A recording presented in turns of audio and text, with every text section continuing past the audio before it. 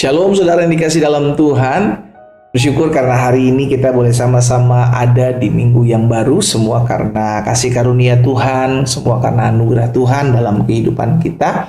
Sebabnya kita mau berterima kasih sama Tuhan, saudara yang kasih dalam Tuhan, dengan cara bersyukur, dengan cara merenungkan firman Tuhan, sehingga setiap hari kita terus diarahkan, dituntun dalam terang firman Tuhan. Dimanapun Bapak Ibu Saudara berada, di hari ini melalui program Bible and Coffee kita akan sama-sama kembali merenungkan firman Tuhan. Kita berdoa, kita datang sama Tuhan. Bapak terima kasih buat hari yang dahsyat, hari yang luar biasa. Hari di mana kami mengecap kebaikan Tuhan di negeri orang-orang hidup. Kami bersyukur karena kami tahu kami tidak pernah ditinggalkan seorang diri. Kami bersyukur karena kami tahu tangan Tuhan yang kuat itu yang menopang kami, memelihara dan membela kehidupan kami. Itu sebabnya hari ini kami rindu untuk membuka hati kami untuk mendengarkan firman-Mu Roh Kudus. Urapi kami dengan roh hikmat dan wahyu sehingga kami mengerti akan kebenaran yang memerdekakan kami. Di dalam nama Tuhan Yesus Kristus kami berdoa. Haleluya.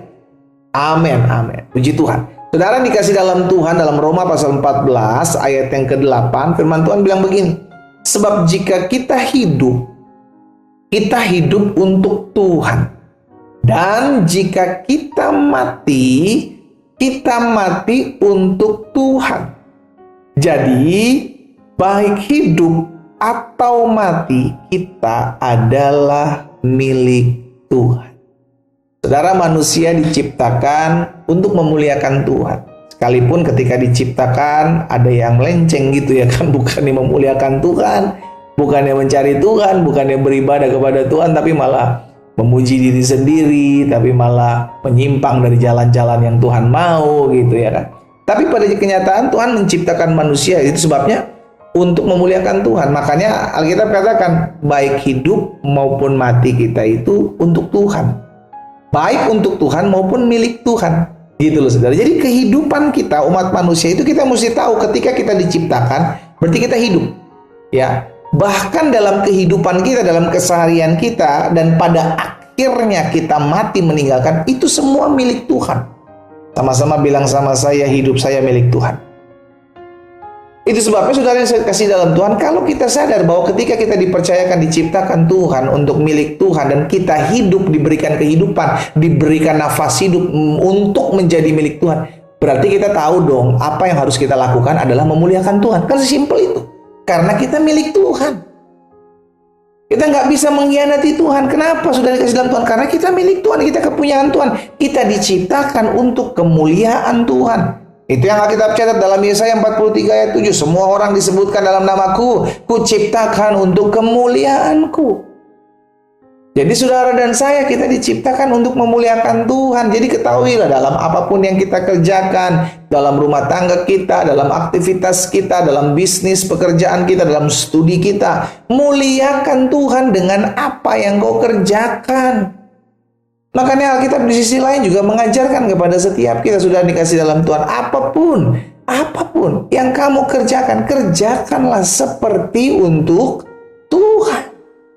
Karena dari Tuhanlah saudara dan saya kita menerima upah. Nah, hari ini kita diingatkan ya bahwa kalau Tuhan percayakan kita hidup sampai dengan hari ini, yuk memuliakan Tuhanlah. Karena hidup kita tuh untuk Tuhan. Hidup kita itu milik Tuhan. Karena itu hiduplah lakukan segala sesuatu untuk memuliakan Tuhan.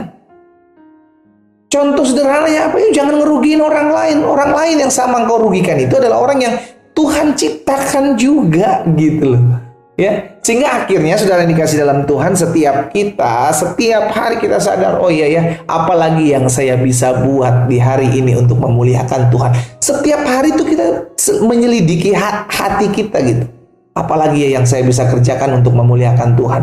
Apalagi yang saya bisa lakukan ya untuk memuliakan Tuhan. Apalagi yang saya bisa buat untuk nama Tuhan dipermuliakan. Karena dengan demikian Alkitab bilang orang akan melihat perbuatanmu yang baik dan memuliakan Bapamu di sorga. Itu tujuannya gitu loh. Sehingga akhirnya kalau orang sadar, sama-sama bilang sama saya harus sadar. Ya, kita harus sadar kalau orang yang sadar bahwa hidupnya adalah milik Tuhan, hidupnya adalah untuk Tuhan. Bahkan ketika dia mati pun dia menjadi milik Tuhan. Maka selama engkau hidup sampai engkau mati, engkau harus sadar, lakukan segala sesuatu untuk memuliakan Tuhan. Jangan memuliakan diri sendiri, saudara, itu udah menyimpang dari apa yang menjadi tujuan Tuhan menciptakan saudara dan saya. Ketika kita memberikan hidup kita menjadi milik kepunyaan Tuhan, bahkan lebih ekstrimnya parah juga gitu. Ada orang-orang yang nggak percaya adanya Tuhan. Dia lupa kali dia bisa bernapas bagaimana gitu kan. Ada orang-orang yang sampai sekarang tidak percaya akan adanya Tuhan. Tuhan itu nggak ada. Akhirnya saudara dikasih dalam Tuhan apa? Dia lupa. Dia lupa bagaimana dia bisa lahir. Dia lupa bagaimana dia bisa napas. Dia lupa bagaimana segala sesuatu bisa berjalan sebagaimana mestinya diciptakan yang muka bumi. Ya. Tapi itulah si jahat juga sedang bekerja sampai dengan hari ini. Ya, tapi saya ajak setiap kita anak-anak Tuhan yang hari ini mengambil bagian merenungkan firman Tuhan. Ayo sadar yuk, Alkitab udah mengajarkan kita kalau kita hidup, ayolah kita hidup untuk Tuhan. Dan kalau sampai kita Tuhan izinkan mati pun kita mati untuk Tuhan. Maksudnya apa? Bertahan sampai akhir. Jangan menjauhkan diri dari Tuhan. Karena ketika engkau hidup untuk Tuhan. Bahkan ketika sampai engkau mati, engkau tetap didapati Tuhan setia. Maka matimu menjadi milik Tuhan. Gak ada yang bisa merebutmu. Kuasa kegelapan tidak bisa merebutmu. Karena tangan Tuhan yang menjaga hidupmu. Karena hidup dan matimu milik Tuhan.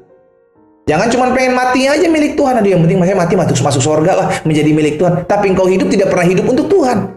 Engkau sedang mimpi di siang bolong, bos. Iya kan? Engkau berharap matimu milik Tuhan, tapi engkau tidak pernah hidup untuk Tuhan. Ya bisa. Kalau engkau hidup selama engkau hidup tidak menjadi enggak engkau lakukan untuk memuliakan Tuhan, maka matimu pun juga bukan menjadi mati miliknya Tuhan, bukan miliknya si jahat, milik kegelapan. Kau diambil sama mereka. Kalau engkau menginginkan matimu milik Tuhan, maka engkau harus hidup sebagai hidup milik Tuhan dong. Jadi sehingga akhirnya tergenapi firman Tuhan ini, Roma 14 ayat 8 ini, baik hidup maupun mati saya itu untuk Tuhan. Sehingga baik hidup maupun mati saya adalah milik Tuhan. Tidak ada yang bisa merebut kita dari tangan Tuhan. Ya, kalau engkau hidup hari ini, lakukan hidup yang memuliakan Tuhan. Sehingga mati kita pun pada saat kita mati kita menjadi milik kepunyaan Tuhan. Kita berdoa, kita datang sama Tuhan. Bapak, terima kasih untuk menciptakan kami menjadi kemuliaan Tuhan. Biarlah mulai hari ini kami diingatkan, kami disadarkan. Setiap hari apapun yang kami lakukan, apa yang kami kerjakan, itu menjadi kemuliaan buat nama Tuhan. Sehingga hidup kami menjadi hidup yang memuliakan Tuhan. Bahkan sampai kami mati di hari-hari terakhir nanti Tuhan, kami percaya, kami bertahan sampai akhir di dalam nama Yesus. Sehingga kami pun menjadi mati milik Tuhan. Hamba berdoa menyerahkan anak-anak Tuhan satu persatu dalam tangan Tuhan yang kuat. Biarlah mulai hari ini kami diingatkan, kami dikuatkan, kami diteguhkan untuk tetap selalu menjadi pribadi yang memuliakan Tuhan. Yang sakit Tuhan jamah dan sembuhkan, yang berbeban berat Tuhan beri kelegaan, yang bimbang Tuhan teguhkan. Dan hari ini kami semua mengalami kuasa dan lawatan Tuhan. Di dalam nama Yesus Kristus Tuhan kami berdoa. Haleluya. Amin.